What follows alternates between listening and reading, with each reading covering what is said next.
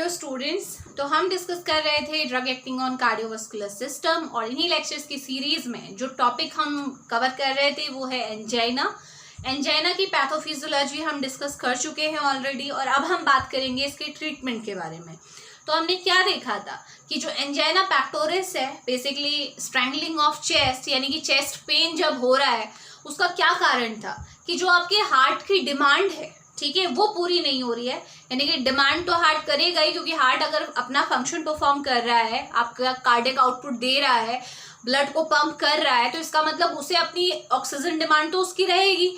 लेकिन अगर उसकी वो डिमांड पूरी नहीं होगी तो उसकी वजह से क्या होगा, जो हार्ट में आपकी जो सेल्स हैं उनको ऑक्सीजन नहीं मिल रही है, तो उसकी वजह से क्या होगा, आपका हाइपोक्सिया की कंडीशन आपकी क्रिएट हो जाएगी, यानी कि ऑक्सीजन का लेवल बहुत कम हो जाएगा। और जब भी हाइपोक्सिक सिचुएशन आती है तो हमारे पेन रिसेप्टर्स एक्टिव हो जाते हैं और पेन फील होता है। वो चेस्ट पेन का यही कारण था, ठीक है। तो हमने क्या देखा था कि जो एंजाइना का केस था उसमें डिमांड और सप्लाई के बीच में गैप आ गया है। हार्ट डिमांड तो करेगा क्योंकि वो काम कर रहा है, लेकिन हमारी जो कोरोनरी आर्टरी जो कि हार्ट को ब्लड सप्लाई करने के लिए रेस्पॉन्सिबल है, वो उस सप्लाई को पूरा नहीं कर पा रही है। कारण हम देख चुके हैं पैथोफिजियोलॉजी में कि अनस्टेबल के केस में आपका क्या है, जो आपका फैट डिपोजिशन की वजह से ये सप्लाई पूरी नहीं हो रही है। जो आपकी स्टेबल एंजाइना है वो हमने बोला। अनस्टेबल एंजाइना के केस में क्या हो रहा है, आपका जो प्लैक है वो रप्चर हो गया, उसने वहां पे क्लॉट बना दिया है जिसकी वजह से सप्लाई नहीं हो रही है। वेरिएंट एंजाइना के केस में क्या हो रहा था, जो कोरोनरी आर्टरी में कभी भी वैसोस्पाज्म हो जा रहा है, यानी कि कभी भी वो नैरो हो जा रही है जिसकी वजह से सप्लाई पूरी नहीं हो रही है। पैथोफिजियोलॉजी में ये हम देख चुके हैं, ठीक हो गया। अब हम बात करेंगे इसके ट्रीटमेंट की। जब हमें पता लग गया कि एंजाइना के केस में डिमांड तो नॉर्मल है, यानी कि डिमांड ज्यादा है, आप बोल सकते हो हार्ट काम कर रहा है तो ऑब्वियसली डिमांड ज्यादा ही रहेगी। डिमांड ज्यादा है लेकिन सप्लाई उतनी नहीं हो पा रही है, यही सिचुएशन है एंजाइना की, ठीक है। तो मैंने आपको क्या बताया था कि इसके लिए हमारी क्या अप्रोच होनी चाहिए। तो अप्रोच क्या है हमारी, पहली अप्रोच है कि हम क्या करें, जो ये डिमांड आपकी बढ़ रही है ना, क्योंकि हार्ट डिमांड तो करेगा, देखो काम करेगा तो डिमांड करेगा, ठीक है। तो हम इस डिमांड को कम करा सकते हैं। कैसे करा सकते हैं, ऐसी ड्रग देके जो क्या है आपकी कार्डियक डिप्रेसेंट है, ठीक है। यानी कि ऐसी ड्रग जो कार्डियक डिप्रेसेंट मतलब जिनकी वजह से आपका कार्डियक आउटपुट कम होता हो, हार्ट रेट कम होता हो, या फिर जो फोर्स ऑफ कॉन्ट्रैक्शन है वो कम होता हो। यानी कि हार्ट के जो भी काम है, अगर हम हार्ट के लोड को कम कर दें किसी भी तरीके से तो हार्ट कम ऑक्सीजन मांगेगा ना, ऑक्सीजन की डिमांड हार्ट की कम रहेगी। तो पहला तो तरीका ये है कि इन चीजों को आप कम कर दीजिए, ठीक हो गया। दूसरा क्या है, चलो डिमांड तो हार्ट कर रहा है, प्रॉब्लम तो मेन सप्लाई के साथ है ना, तो सप्लाई को इम्प्रूव किया जा सकता है, ठीक है। तो सप्लाई को इम्प्रूव करने का क्या तरीका है, अब हम क्या करेंगे, सप्लाई को इम्प्रूव करेंगे। तो सप्लाई को कैसे इम्प्रूव किया जा सकता है आपका, आप ऐसी ड्रग्स दीजिए जो क्या करे, आपका वैसोडाइलेशन करे, ठीक है। अगर ब्लड वेसल्स जो हैं, यानी कि जो हमारी कोरोनरी आर्टरी, क्योंकि artery type of blood vessel है, अगर वो किसी तरीके से डायलेट हो जाए तो उससे क्या होगा, सप्लाई इंप्रूव हो जाएगी ना।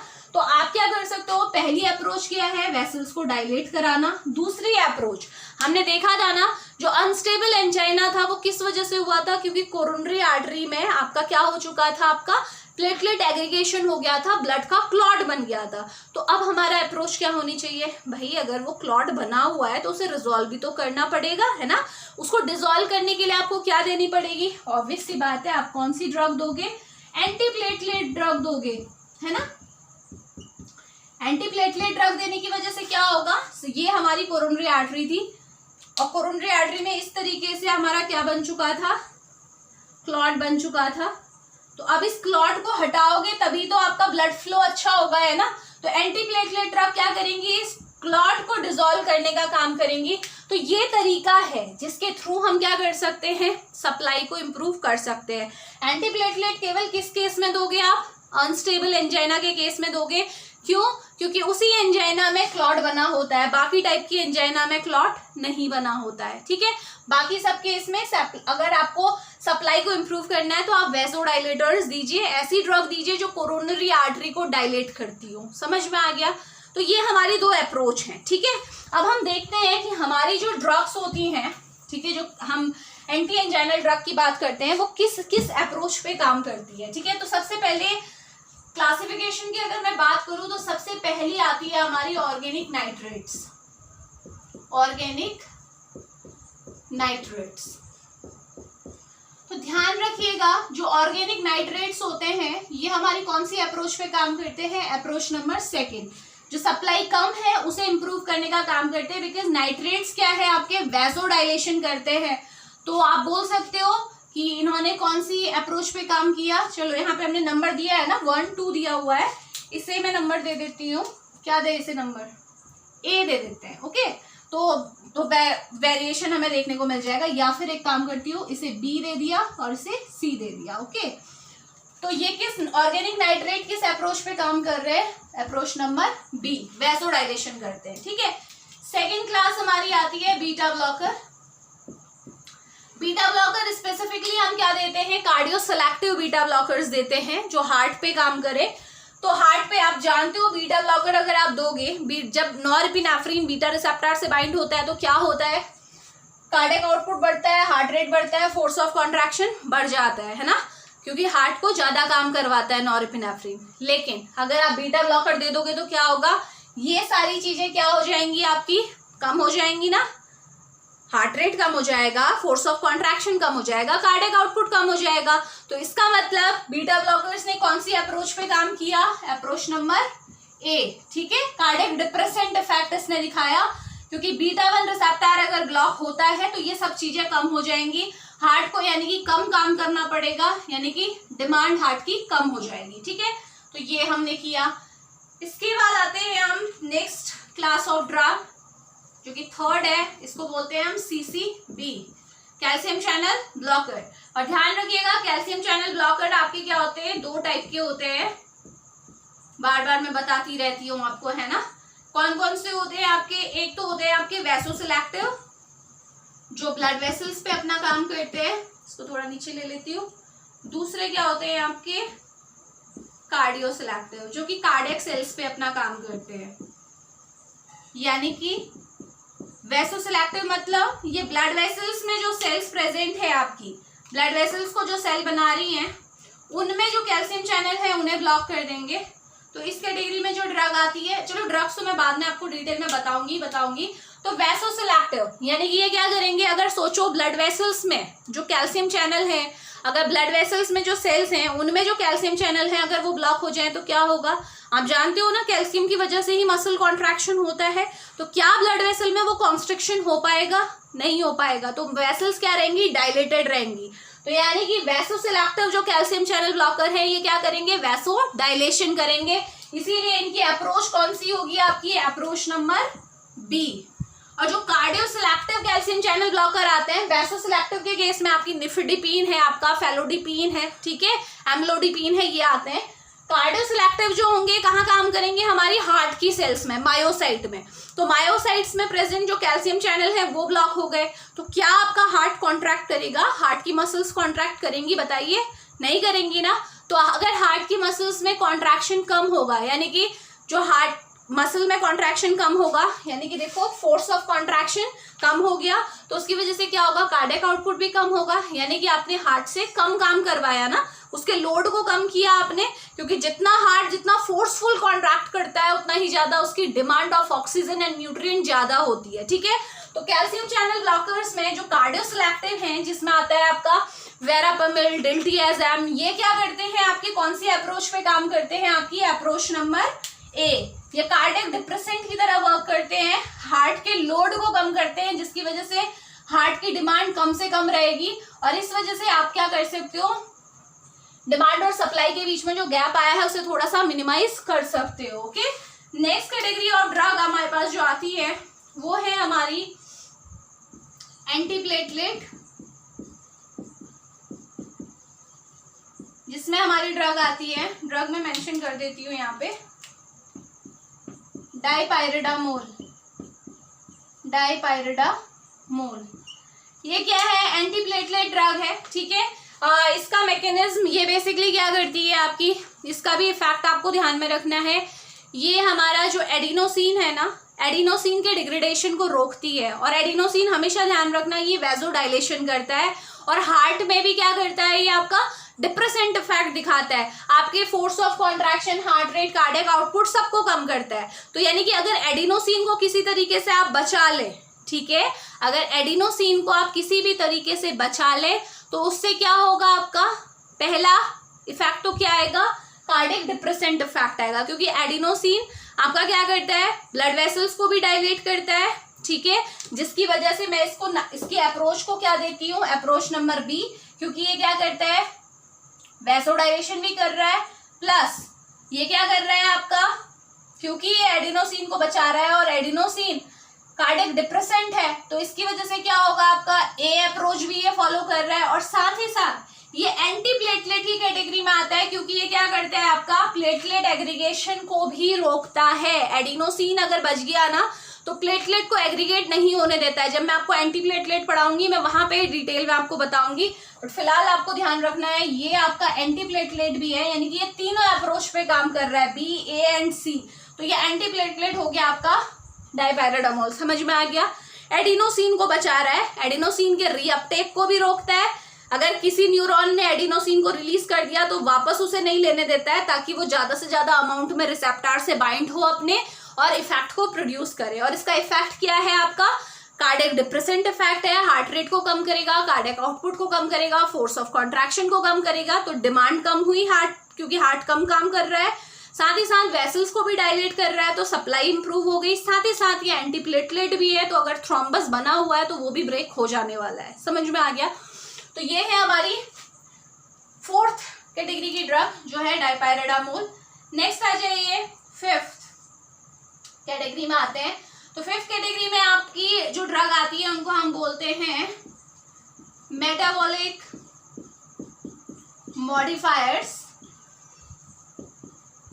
चलिए, अब ये मेटाबॉलिक मॉडिफायर्स क्या हैं, देखिए इस कैटेगरी में जो ड्रग आती हैं, ऑब्वियसली मैं इनके नेम आपको बता देती हूँ, ट्राइमिटाजिडीन एंड रेनोलाजीन, ठीक है। अब देखें ये मेटाबॉलिक मॉडिफायर कैसे हैं, ठीक है, इनका मैकेनिज्म थोड़ा सा स्पेसिफिक है, सो यहाँ से मैं इसे हटा रही हूँ, ठीक है, बिकॉज ये आप समझ गए ना, ए बी अप्रोच समझ में आ रही है। या एक काम करते हैं, यहाँ से मैं इसे हटाती हूँ, क्योंकि अभी हमें आगे का भी डिस्कस करना है ना। तो देखो क्या होता है, ये क्या करते हैं, इनका मैकेनिज्म क्या है, ये एक स्पेसिफिक टाइप का एंजाइम होता है जिसका नाम है आपका LC3 कैट। ये बेटा बहुत बार कॉम्पिटिटिव एग्जाम्स में पूछा जाता है, तो ध्यान रखिएगा LC3 कैट। LC3 कैट की फॉर्म क्या है, आपकी फुल फॉर्म क्या है, लाइट चेन कीटो एसाइल कोएंजाइम थायोलेज, ठीक है, थायोलेज, थायोलेज एंजाइम है, पूरा नाम इसका क्या है आपका, लाइट चेन कीटो, के रिप्रेजेंट कर रहा है कीटो को, ए रिप्रेजेंट कर रहा है एसाइल कोएंजाइम को, और टी रिप्रेजेंट कर रहा है थायोलेज। और थायोलेज एंजाइम की अगर इंपॉर्टेंस आपको पता हो तो आपको याद होगा, जब फैटी एसिड का ऑक्सीडेशन होता है, जब फैट का मेटाबॉलिज्म होता है, तो थायोलेज एंजाइम कितना ज्यादा इंपॉर्टेंट होता है। जो फर्स्ट स्टेप होता है आपका रिएक्शन का, वो थायोलेज की प्रेजेंस में ही होता है, ठीक है। ऑक्सीडेशन में बेसिकली याद रखना कि थायोलेज की इंपॉर्टेंस होती है। तो बेसिकली ये जो मेटाबॉलिक मॉडिफायर्स हैं, ये क्या करते हैं, इस एंजाइम को आपका इनहिबिट कर देते हैं। तो अब क्या होगा, देखो जो आपके फैटी एसिड्स हैं, ठीक है, जो फैट है, फैट के मेटाबॉलिज्म के लिए ये LC3 कैट जो एंजाइम था ये रेस्पॉन्सिबल था। फैट टूटता ही इसकी वजह से था इनटू फैटी एसिड, ठीक है। ये ऑक्सीडेशन की बात हो रही है अभी फिलहाल के लिए, ठीक है। या फिर एक काम करती हूँ मैं, क्योंकि ये तो आपका जो आपके फैटी एसिड है, चाहे वो कोई सा भी फैटी एसिड हो, इस एंजाइम की प्रेजेंस में ही इसका क्या हो रहा है, आप बताएंगे, ऑक्सीडेशन हो रहा है, ये ज्यादा बेटर रहेगा, ठीक है। तो अगर आप इस एंजाइम को कहीं से भी रोक दें, ठीक है, इसके इनहिबिटर्स आप दे दोगे, तो क्या होगा, फैटी एसिड का ऑक्सीडेशन रुक जाएगा। अब आप बोलेंगे इससे फायदा क्या हुआ मैम, फैटी एसिड को ऑक्सीडाइज क्यों नहीं होने दिया। तो होता क्या है, देखो आपको पता है ना कि फैटी एसिड का जब ऑक्सीडेशन होता है तो ऑब्वियसली हमें एटीपी मिलते हैं, ठीक है, एनर्जी मिलती है, ठीक है। सेम अगर इसकी जगह ग्लूकोज का ऑक्सीडेशन हो रहा होता तो भी हमें एनर्जी मिलती है। लेकिन होता क्या है कि फैटी एसिड के ऑक्सीडेशन में ना ज्यादा ऑक्सीजन की रिक्वायरमेंट होती है। अगर आपकी सेल्स फैटी एसिड को ऑक्सीडाइज कर रही हैं तो उन्हें ज्यादा ऑक्सीजन की जरूरत पड़ती है, लेकिन अगर इसकी जगह ग्लूकोज का ऑक्सीडेशन हो रहा होता तो वो इतना ही अमाउंट को क्या करता, ऑक्सीडेशन में कम ऑक्सीजन को लेता। समझ में आ रहा है? तो अब आपको क्या चाहिए, आपको वैसे ही पता है कि एंजाइना के केस में ऑक्सीजन की जो सप्लाई है वो नहीं हो पा रही है ना, डिमांड सप्लाई के बीच में गैप है। तो आप क्या कर रहे हो, फैटी एसिड के ऑक्सीडेशन को रोक दे रहे हो। फैटी एसिड ऑक्सीडाइज नहीं होगा, इसके बदले सारा जो आपका सेल का पूरी जिम्मेदारी किसके ऊपर आ जाएगी, ग्लूकोज के ऊपर, कि भाई ग्लूकोज का मेटाबॉलिज्म हो, फैटी एसिड का मेटाबॉलिज्म ना हो, यानी कि जो एनर्जी हमें मिले वो ग्लूकोज के मेटाबॉलिज्म से मिले। तो होगा क्या, जो ऑक्सीजन की जो डिमांड है वो कम हो जाएगी, क्योंकि फैटी एसिड ऑक्सीडेशन जब होता है तो ऑक्सीजन ज्यादा चाहिए होती है। समझ में आ गया क्या हुआ? इसीलिए इनको मेटाबॉलिक मॉडिफायर बोला गया। क्यों बोला गया? क्योंकि इन्होंने सेल को फैटी एसिड के ऑक्सीडेशन से मिलने वाली एनर्जी को छोड़ने को कहा और कहा कि ग्लूकोज की एनर्जी को तुम यूटिलाइज करो। बिकॉज अगर फैटी एसिड ऑक्सीडाइज होंगे, अगर सेल के अंदर फैटी एसिड का ऑक्सीडेशन होगा तो ज्यादा ऑक्सीजन की जरूरत पड़ेगी, है ना, चाहे आपकी एनर्जी उतनी ही मिल रही हो, ठीक है। तो ग्लूकोज को आपका सारा का सारा जो जिम्मेदारी आ जाएगी वो किसके ऊपर आ जाएगी, ग्लूकोज के ऊपर, और ऑक्सीजन की जो रिक्वायरमेंट है वो खुद ब खुद कम हो जाएगी। तो आई होप समझ में आ गया होगा कि क्यों फैटी एसिड के ऑक्सीडेशन को हमने रोका, LC3 कैट एंजाइम को क्यों हमने इनहिबिट किया, जो थाइलेज एंजाइम था इसे इनहिबिट करने का क्या रीजन है। समझ में आया ना? तो ये है हमारे मेटाबॉलिक मॉडिफायर। इनके अलावा और कौन सी ड्रग हम यूज कर सकते हैं, देखो तो इसका, अच्छा, मेटाबॉलिक मॉडिफायर की अगर मैं बात करूं तो इसने स्पेसिफिकली किस चीज पे काम किया, आपको कोई अप्रोच यहाँ पे नजर आ रही है? नहीं आ रही है। तीनों अप्रोच जो है आपकी वो डिफरेंट हैं, ठीक है। इसीलिए इन्हें जो मेटाबॉलिक मॉडिफायर्स को हम अदर्स की कैटेगरी में रखते हैं, ठीक है। इस कैटेगरी में बस इतने ही आएंगे, 4th तक मैंने जो बताया, और इवन एक और इसमें अभी मैं इंक्लूड कर दूंगी। तो मेटाबॉलिक मॉडिफायर जो आएगा आपका, ये आप काम कीजिएगा, इसे अदर्स की कैटेगरी में रखिएगा, ठीक है, क्योंकि ये इन तीनों ही अप्रोच पे काम नहीं करता, इसकी अप्रोच बहुत अलग है, ठीक है, मेटाबॉलिज्म को। और या आप कह सकते हो कि इसने भी क्या किया, आपका ऑक्सीजन की जो डिमांड थी, ठीक है, उसको क्या किया, कम किया। कार्डियक डिप्रेसेंट इफेक्ट की वजह से नहीं किया, लेकिन कौन से इफेक्ट की वजह से किया, चलिए यहाँ पे अप्रोच नंबर डी भी हम डाल देते हैं, एक और नाम दे देते हैं, अगर आपको इसको इसी कैटेगरी में रखना है।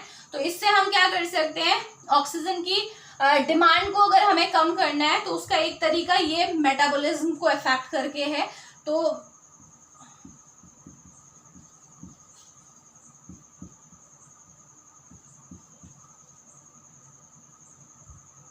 इसमें लिख देते हैं हम मेटाबॉलिज्म मॉडिफिकेशन, ओके।